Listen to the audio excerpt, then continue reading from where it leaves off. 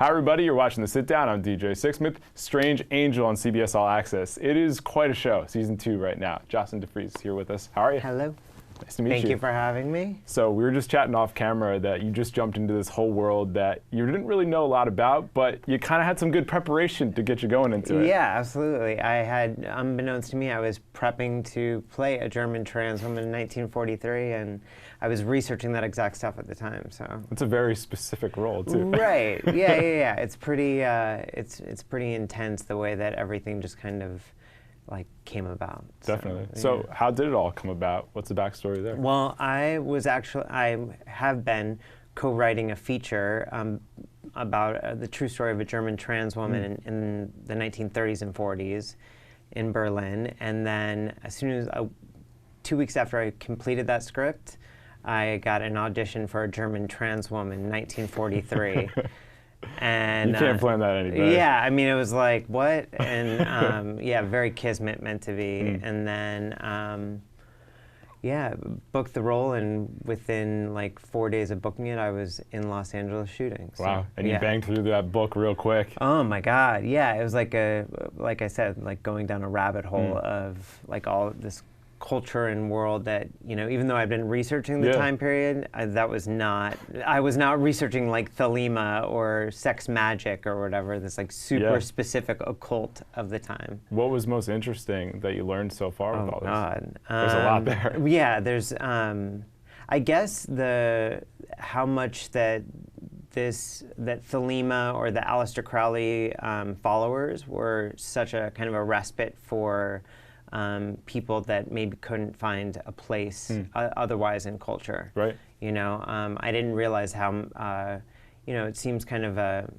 very much the 1940s counterpart to like a hippie, like, you know, somewhere it's like, oh, peace and love, you know, it's like. But definitely countercultural, not fitting into any specific sort of box, right? I'm like, well, and I would constantly joke with my castmates, like, oh, wow, we're like, if I would have been alive back then, maybe I'd be doing this stuff. You know, it's like it's crazy, but it's super cool. Like, absolutely. Yeah. And think about it for you. I mean, you were researching this whole thing, and but it's one thing to research this, another thing to actually imagine yourself living through that, especially with what was going on at the time, too. Right. Absolutely. I mean, and you know, with the show really, it's just spanning all over. You know.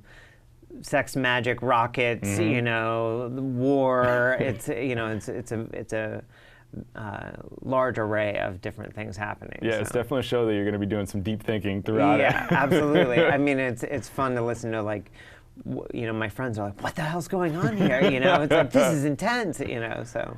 And so, what was it like for you to develop that role over time throughout the episodes?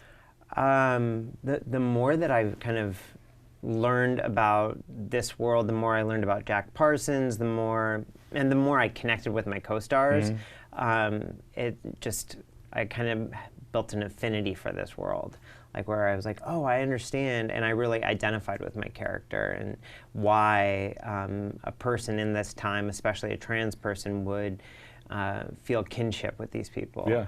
And then, you know, just being my first television role. Yeah, it was also, big time. Yeah, it was also like, wow, I had the kinship with, you know, the showrunners came up to me the first day of shooting and they were like, okay, and talking to a few of my co-stars, and they were like, you all are going to be family in a month. And it was like, there was never like a truer statement, because, I mean, we laughed a lot, we got in trouble a lot, you know. What kind of trouble are you getting into? I mean, we were just like, everything. I mean, when you're like, you know, filming like sex rituals and all this stuff, you have to have your humor about you. So I think that's the only way to get through it, right? Yeah, I mean, so there was a lot of laughing. I mean, with a few of us, we just wouldn't be able to stop laughing, and you know, you know, it was all fun, but maybe a little slap on the wrist. I gotcha. So, yeah. Well, it's really cool that trans stories are being told in today's culture, and they certainly weren't being told back in the 30s and 40s. Definitely not. So what's it like for you to see these stories being put on the main stage now in just a major platform like CBS All Access? I mean, it's awesome. It's really rewarding. It's and it's the writers on the show were so amazing. The creator, Mark Heyman, everyone was so interested about doing it justice and doing And they came to me and asked my opinion on things, which really felt empowering, which I think is new in this industry, that people are really wanting to like dive into the stories of like trans people and also doing it justice. It's not just some kind of like sideshow or something. It's like, no, this is real life. Yeah, and you're absolutely. living it, and this is something you got to get right too. You can't mess this up. Absolutely, yeah. And so it was a pretty awesome experience to watch. Yeah. So a couple months ago, Asia Kate Dillon was here, and they were talking about their experience on Showtime and Billions. And again, it's just like putting that character on the main stage. We haven't seen a character like that before.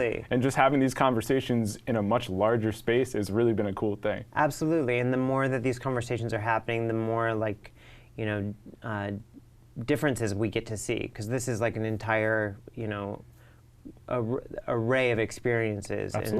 And so, you look at something that like Orange is the New Black or Pose or Billions or Strange Angel, like this is showing so many different aspects of like, the gender umbrella, it's like, and I think everything is, well, the one thing that I see increasing constantly is that people really want to get the stories right, and that feels good. That feels rewarding as an actor. Yeah, no question about it. So what's your journey been like with this whole process?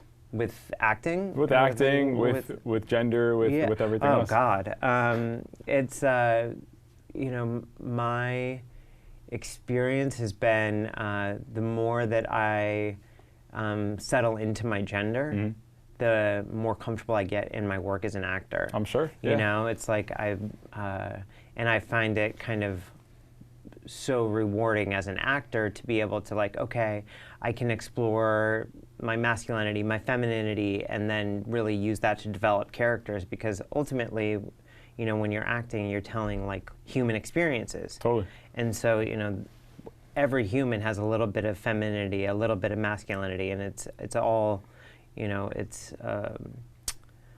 a range. And so the more that I've like been on this crazy journey of exploring gender, the more that I feel like it allows me to connect to my work, be more honest, and also just like connect to other people. Totally. Yeah. We're in a society where things are very transparent now, and Absolutely. You have the ability to be much more open about these conversations, whereas I'm sure a couple years ago, this was a lot more difficult to be talking about. Absolutely. And, there's still a long ways to go. Oh, no question. But I really do see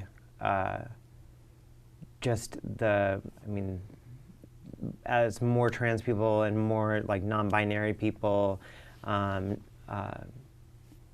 gender non-conforming people like step into like positions of power, right, it really just allows like more conversations to be happening, and then they're like well thought out, addressing like the issues that haven't been addressed in the past. Definitely, and especially doing it through television or movies, because they're kids growing up who can see the character that you're playing, that can learn about your story. Absolutely. And that wasn't there at a certain time not that long ago. Absolutely. I mean, just even, it's amazing when I learned about, trans culture in Weimar, Germany, maybe I started learning about it like 12 years ago. Okay.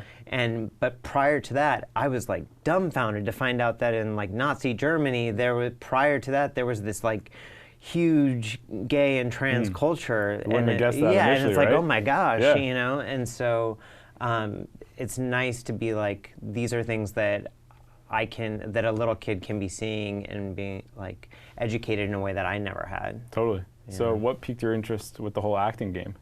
I've been doing some kind of like either community theater or acting since I was in second grade. So it's been a long time It's coming. always been, there's never been another thing that I've wanted to do, or, it's always been my thing. That's awesome. So, So what's it been like having your first show so far? Has it lived up to the hype? What's been different? It's been a whirlwind. I'm sure it has. Yeah, it's been really wonderful, and just the experience of shooting, the experience of like building community with like the other actors, that was amazing. The being in Los Angeles for the winter was awesome. That's definitely a nice perk, right? I mean, that was a great one. That was escaping New York for the winter was pretty awesome. How long was the shoot? I arrived February 8th and I came back May 4th. That's not too bad. Yeah. It's great how you can just bang out these series now. Yeah, I mean, it's like, and then all of a sudden it's on the air June 13th. Right. So it's pretty cool.